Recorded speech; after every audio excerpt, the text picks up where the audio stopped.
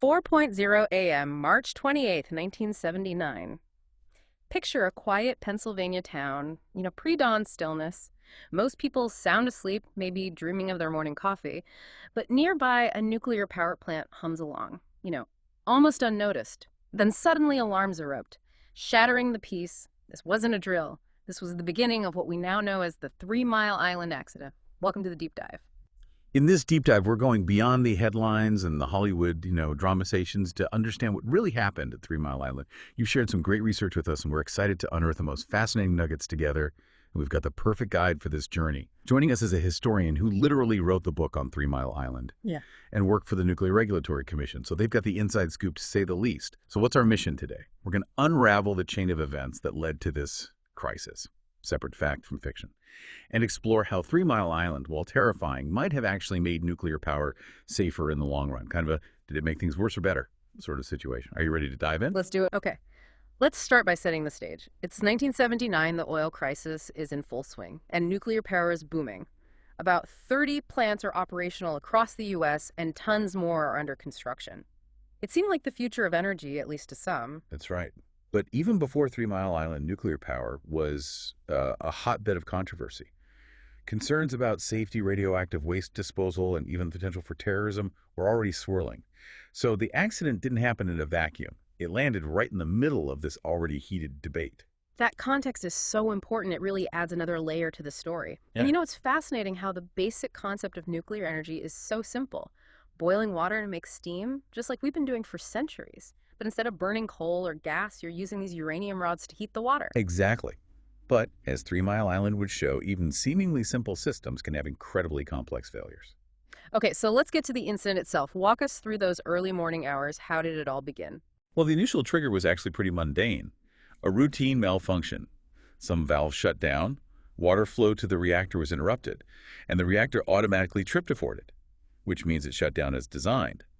These sorts of things happen all the time in nuclear plants. They're built to handle them. So far, so good. But I'm guessing that's not the whole story. Not at all. Here's where things take a dramatic turn. A relief valve, which is designed to open automatically to release pressure, got stuck. Now, because this valve was stuck open, it caused a massive leak of coolant, and the reactor core started heating up rapidly. Okay, that sounds a lot more serious. I'm picturing that control room, alarms blaring, flashing lights, operators scrambling. What was the scene like? It was absolute chaos. Imagine the cacophony of alarms, the flashing lights, and the sheer pressure those operators were under. But the truly terrifying part was that none of the instruments showed that the core was losing coolant. And that's the absolute worst-case scenario in a nuclear reactor. I'm already feeling stressed just thinking about it. So how did the operators respond to this confusing and critical situation? Were they able to diagnose the problem? Unfortunately, no. Yeah. And this is where the human element really comes into play. The operators, although well-trained, were completely thrown by the situation. They focused their attention on a different component called the pressurizer, thinking that was the source of the problem. Hold on, for those of us who aren't nuclear engineers, what exactly does the pressurizer do? It sounds pretty important. You're right, it's crucial. The pressurizer controls the pressure in the reactor coolant system, ensuring the water doesn't boil at the high temperatures needed for nuclear fission. But in their attempts to fix what they thought was a pressurizer issue, they actually reduced the flow of emergency cooling water to the reactor core. Oh no, so they were actually making the situation worse without realizing it. That's terrifying. Exactly. It was a perfect storm of technical malfunction and human error, a combination that would have devastating consequences. So we've got this runaway reactor, a confused control room, and a situation spiraling out of control. What happened next?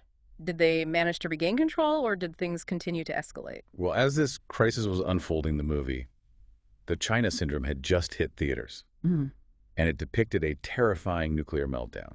So that didn't help this situation. I bet. I can only imagine that added another layer of fear and anxiety to for everyone. It absolutely did. The film tapped into a very real and very primal fear of nuclear energy.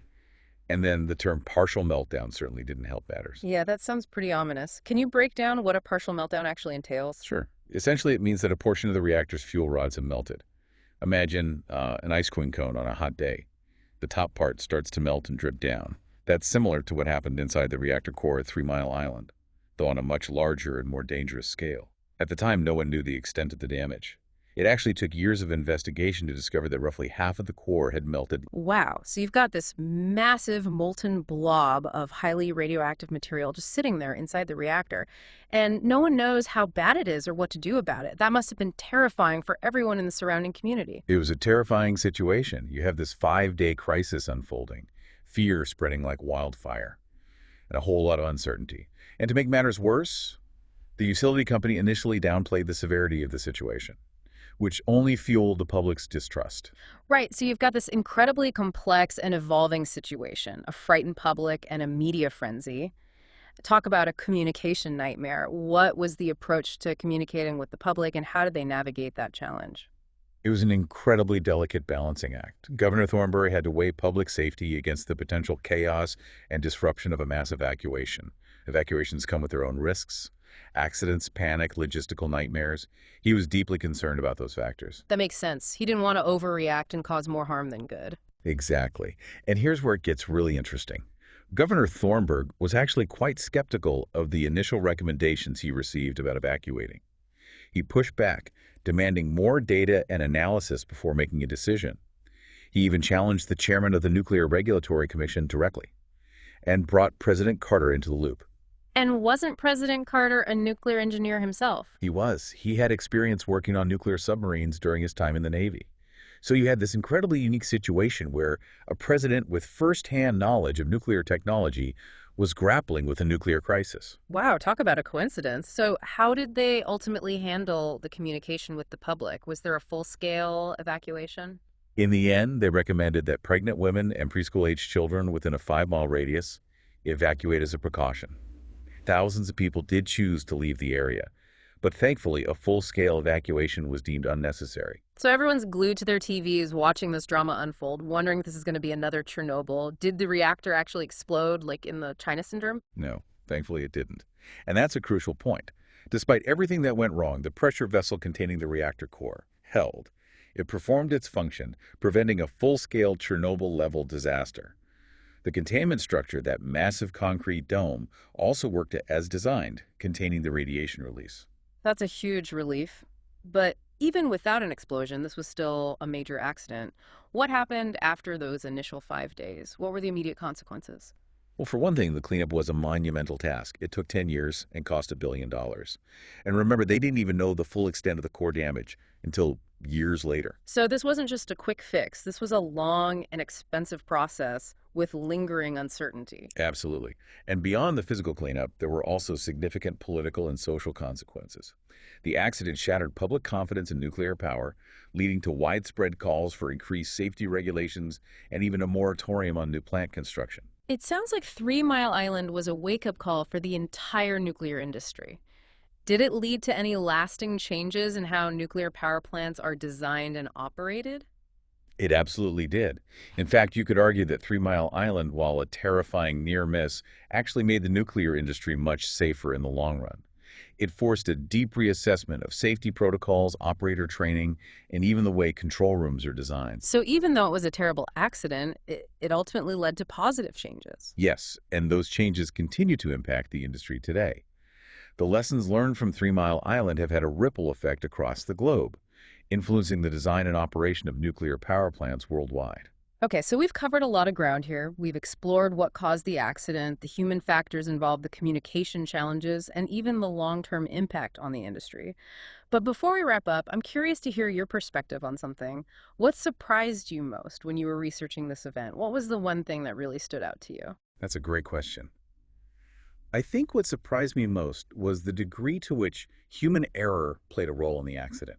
Yes, there was an initial mechanical failure, but as the operator's actions, or rather their inactions, that ultimately turned a relatively minor incident into a major crisis. That's a sobering thought. It highlights how, even in highly technological fields like nuclear energy, the human element is still so crucial. And it also speaks to the importance of clear communication, especially in high-stress situations. Absolutely. And that's one of the key takeaways from 3 Mile Island. We can build sophisticated systems with layers of safety features. But at the end of the day, it's still people who are making decisions, responding to alarms, and trying to make sense of complex situations. And we need to design systems and training protocols that account for that human element. That's a powerful insight. It really emphasizes the importance of continuous learning and improvement, not just in the nuclear industry, but in any field where human actions have the potential for significant consequences. I completely agree. And I think that's one of the legacies of Three Mile Island. It reminds us that even with the best technology, human error is always a possibility.